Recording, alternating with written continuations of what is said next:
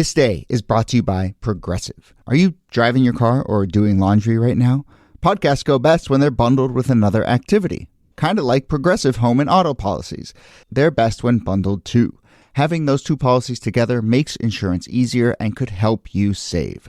Customers who save by switching their home and car insurance to Progressive save nearly $800 on average. Quote a home and car bundle today at Progressive.com. Progressive Casualty Insurance Company and Affiliates. National average 12-month savings of $793 by new customers surveyed who saved with Progressive between June 2021 and May 2022. Potential savings will vary.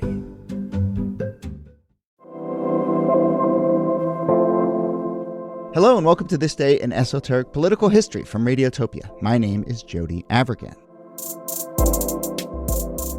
This day, October 12th, 1863, in Jones County, Mississippi, a group of local residents led by a man named Newton Knight began to act up, upset about the state of the Confederate leadership, the imposition of new taxes, and perhaps a little bit of sympathy for the Union cause. These Southern men began to fight back. There were skirmishes, killings, and ultimately an open rebellion, leading to what came to be known as the Free State of Jones. Jones County, Mississippi, maybe kind of seceding from the Confederacy. By the way, that, of course, is the name of a movie that was made about this incident, which is how many people know this story, the Free State of Jones movie that starred Matthew McConaughey.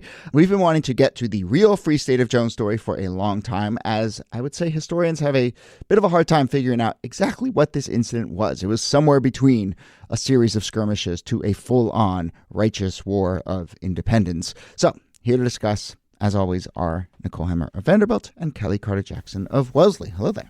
Hello, Jody. Hey there. So before we go to Jones County, Mississippi, which is kind of, I'd say, in the south central Mississippi, but before we go there, can we talk about 1863 in a larger context of the Civil War? I mean, my sense, Kellie, is that this is the year in which the war just really starts to grind and feel like a real... Yeah.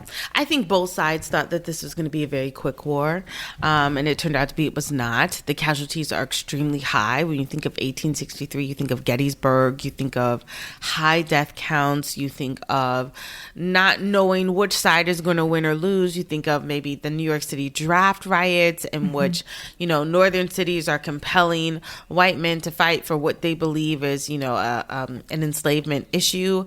You have Southerners who start to think that maybe this is a rich man's war and a poor man's fight. Morale is low on both sides, to put it quite frankly. And it's not quite sure where the tide is going to turn. This is also the year that you get the Emancipation Proclamation. And so you start, for the first time, you have black soldiers who are fighting alongside white soldiers and black soldiers who have, a legal right to kill anyone that they see as, threatening the Union. And that sense of disillusionment seems to be really key to this story, because the person that you mentioned in the introduction, Newton Knight, is one of those poor soldiers who has voluntarily signed up for the war. There's some debate as to why he volunteered. Was he trying to avoid conscription? Was he just looking forward to fighting? And did he want to be clear, be able to... For the Confederacy, right? He's fighting for the Confederacy. Yeah, absolutely, yes. Yes. And he joined up, I think, with a group of friends. And so if they all signed up together, then they would be in the same unit as opposed to separated out. And it's on October 5th, on that night, that Major Amos McLemore, who is part of the Confederate leadership, was staying with his friend Amos Deason. Apparently, they're all named Amos, in a mansion. And then this poor soldier bursts in and shoots him to death. And now you've got, is it class war? Is it a rebellion? What's happening? It's a vendetta. Right. But the disillusionment seems really important. Mm-hmm. So can we linger on that disillusionment just a little bit more? Because it is like a mix of, I got into this war and I wanted to fight, and gosh, look what I've gotten myself into. There's a big issue here of new taxes. I mean, the Confederacy is trying to raise money for the war. It's we've talked about this on the show a number of times. The Confederacy is running out of resources to wage this war in many ways. So there's new taxes going on here. There's new laws that sort of privilege slave owners, and so you get this sort of class thing and that's where this sort of idea of a rich man's war and a poor man's fight comes in. So again, time and time again on the show, I feel like we come back to just like, what are these specific in day-to-day lived grievances? That is often where you have to start with people. I mean, those grievances are real, especially if you're a poor white farmer in the South. And if you do not own slaves, someone who owns 20 or more slaves can basically opt out of fighting in this war. And so it leaves people who don't have a lot of resources to do the bulk of the heavy lifting. And you have these like Confederate tax collectors that are basically going around and they're taking the horses, the cows, the food, the cotton, any sort of resource that they can find and confiscating it and saying, hey, the Confederate needs this. And that was doing more to lower the morale of Confederate soldiers than actually any Union victory. Right. And so you start to see the tide turn for these poor white soldiers that start to question whether or not this war is worth it and whether or not they're fighting for the wrong or the right side. Right. It gives them a new set of enemies to focus on. Yeah. And moreover, there's a real effort, and this is where this guy, Major Amos McLemore, who comes to Jones County, he's a Confederate major. He's searching for deserters, right? He's searching for people who have left. He's going to capture them or punish them or go after them. And, by this point, our band of would-be revolutionaries are all deserters. They've all kind of like drifted out of the army. They've gone back to their hardscrabble farms and so forth. And so I think that's a huge part of this precipitating event. It's not only kind of dire economic circumstances, but also like now the Confederacy has turned on me and is coming after me. What am I going to do? And so we end up with this series of skirmishes. And I guess we should get to that big question of kind of what do we make of this moment? Because over the course of months, there are skirmishes. You do have this group of Southern white men who are fighting against the Confederacy. I mean, that's the top line headline. But does that count as a Union fight, or does that count as a war of revolution? I mean, what is this? I think it's a little bit of both. Yeah, I mean, it's a rebellion in the ranks. I think that it's not unheard of in war, but it's different from like West Virginia seceding from Virginia to fight on the side of the Union during the Civil War, right? It's a much smaller group with, I think, a different set of grievances. Like, they're opposed now to the Confederacy, but on perhaps different grounds than a lot of the folks fighting. Yeah. I think there's a lot of... I think what's so complicated about this is it's not as though these white Southerners are saying slavery is wrong. I think had their needs been met by the Confederacy, they would have kept the fight going. I don't think that there would have been this sort of about face had they not had, this sort of exploitation of their labor and their livelihoods. And I think it does a job to turn the tide for them. But I do think that it's interesting, and it's hard to sort of prove this with the documents that we have available, but it does seem that Knight himself starts to have a change of heart, that he gets a lot of aid and a lot of help from formerly enslaved people. He, not to jump the gun, but falls in love with a formerly enslaved woman. And so his sympathies, I think, change, but I don't think that they represent necessarily the bulk of the group and like sort of a black civil rights, action. That's not what's at the heart of this.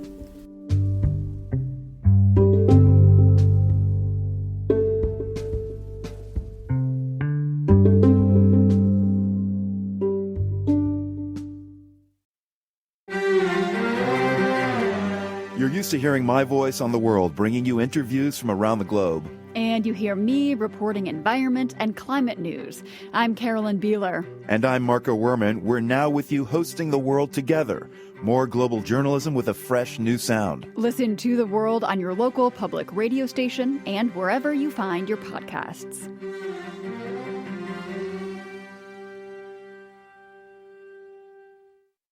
And certainly at a tactical level, the Union is happy to have this help and starts, sort of supporting them a little bit. And there's about 600 people or so who kind of are roped into this cause, and they do take up arms against the Confederates. And it's blurry, but I mean, I want to point, they raise a U.S. flag in Jones County, Mississippi. We've done episodes about rebellions and called them independence movements on much shakier ground than that. Right? Like we did an episode about someone who established the country basically by starting a website. And so, this is taking up arms and raising a flag in the middle of enemy territory and capturing land. So it is something.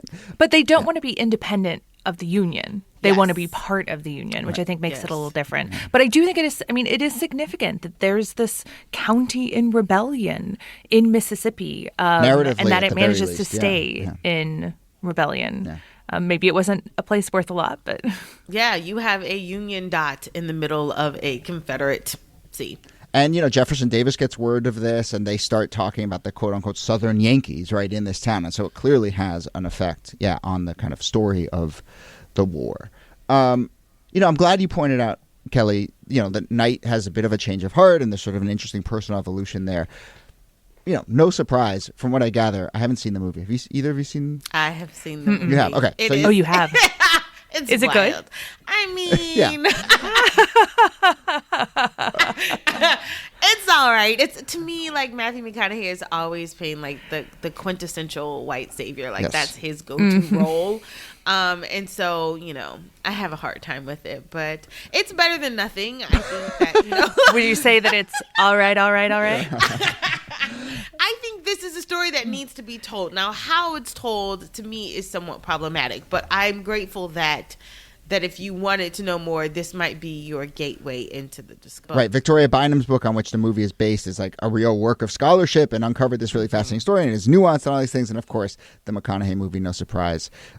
Van Newkirk wrote a review of it in The Atlantic and said, quote, "To say that McConaughey's portrayal of Newton Knight as a white savior perhaps undersells the trope. A better film would have muddled the clean white savior narrative with an actual exploration of what the racial politics of a mixed-race insurgency in the South might have been like." And that certainly would have been an interesting movie for all of us, but maybe not the movie that Matthew McConaughey was going to sign up for. Though, McConaughey, if you're listening, got the movie we deserve. Or if anyone else who likes the movie is listening, please, offer us a defense of that movie. But yes, we've seen that. And, I would say that movie came out in like 2016. I feel like that movie would be very different if it came out today. I feel like 2016 was kind of the last moment where you could make just a straight up white savior movie. That's so true. We need a reprisal. That's what we need.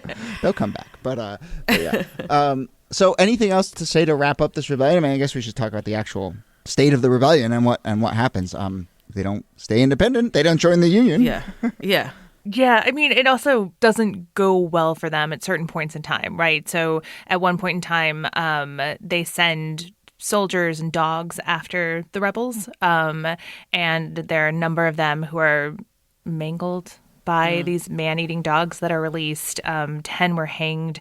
But the core group is able to kind of, as we talked about, stay together and hold Jones County until the end of the war. Yeah.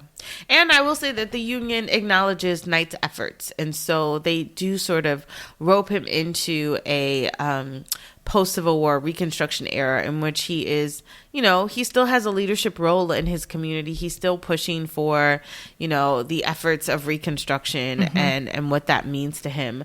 And he does go on to have maybe not a marriage, but like a common law relationship with Rachel, and they have children. And, he lives well into the 20th century. Yeah. He dies. Yeah, he's like 92 when he dies. So full life for sure. And there's a Mississippi law in the books that bars the interment of whites and blacks in the same cemetery, but he requests that he be buried there, and he is buried next to his spouse, Rachel, and the epitaph on his gravestone reads, "He lived for others." So there you go. I think we'll leave it there. But thanks to everyone who has suggested this. This has been one that we've long wanted to get to. And yeah, I'm going to find other movies to watch. I don't think, going into this, I was like, maybe I'll go watch the movie this weekend. But I'll give you some lists. Yeah. Thank you. All right, we will leave it there. Nicole Hemmer, thanks to you as always. Thanks, Jody. And Kellie Carter-Jackson, thanks to you. My pleasure. We do hereby proclaim and affirm the following principles. Number 1, no man ought to stay poor so another man can get rich. Number 2, no man ought to tell another man what he's got to live for or what he's got to die for. Number 3, what you put in the ground is yours to tend and harvest, and ain't no man ought to be able to take that away from you. Number 4, every man's a man. You can walk on 2 legs. You're a man. It's as simple as that.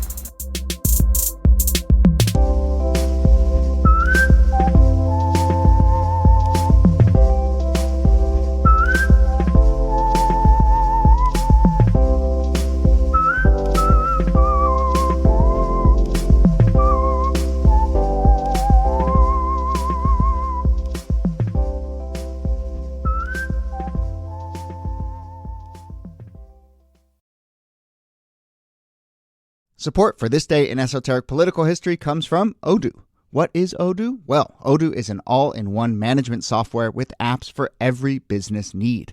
Odoo has apps for CRM, accounting, sales, HR, inventory, manufacturing, and everything in between.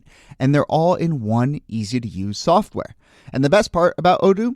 All Odoo apps are integrated, helping you get things done faster and more efficiently. So, when you think about business, think Odoo.